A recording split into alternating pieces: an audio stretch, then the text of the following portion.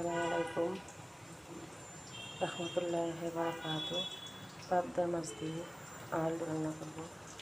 তো তার জন্য কেটে নিয়েছি টমেটো ও ধনিয়া পাতা ও মাছ ভেজে রাখছি আমি আগে, কারণ মাছটা ভাজলে একটু ভালো হয়। আর যেহেতু বড় তো ভেঙে যাবে, এই জন্য মাছটা ছোট করে কেটে নিছি। দেখতে থাকেন। আমি পেঁয়াজ ভাজতেছি, একটু হালকা ভেজে নিচ্ছি পেঁয়াজটা গ্রান ভালো হওয়ার জন্যে। আদা রসুন পেঁয়াজ বাটা, এটা হচ্ছে পেঁয়াজ বাটা।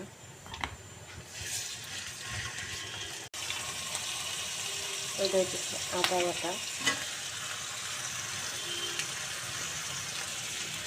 রসুন বাটা।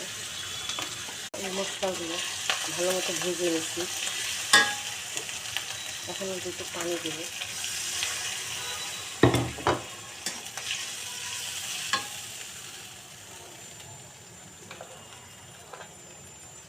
এখন দেবো লবণ,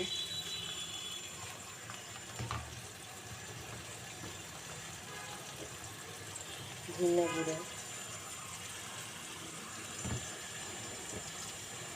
জিরা গুঁড়া, হলুদ গুঁড়ি,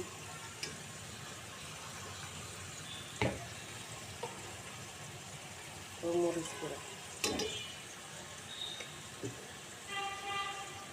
মশলা সব মশলাগুলো দেওয়া শেষ। এখন আমি এটা ভালোভাবে কষায় নেব। মশলা যত কষাবেন তত তরকারি স্বাদ লাগে খাইতে আর গ্রান ভালো হয়। আমি যত মশলা কষাবেন তত ভালো হয় তরকারি। দেখেন কি সুন্দর মশলা কষানো তেল ছেড়ে দিছে। এখন আমি এর ভিতরে দিয়ে দেব আলু ও টমেটো, কেননা একসাথে কষায় নেব ভালো মতো আলু আর টমেটোটা।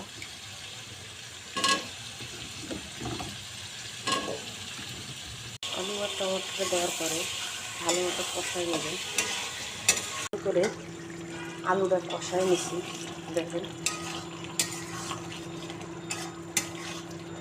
সুন্দর কাটা কষায় নিছি। আরও একটু কষবো, তাহলে আরও একটু ভালো হবে। আমার কষানো শেষ। এখন আমি পানি দিয়ে দেব।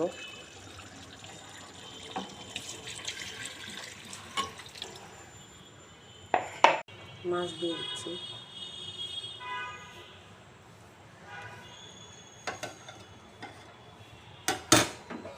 পাতা দিয়ে দিলাম।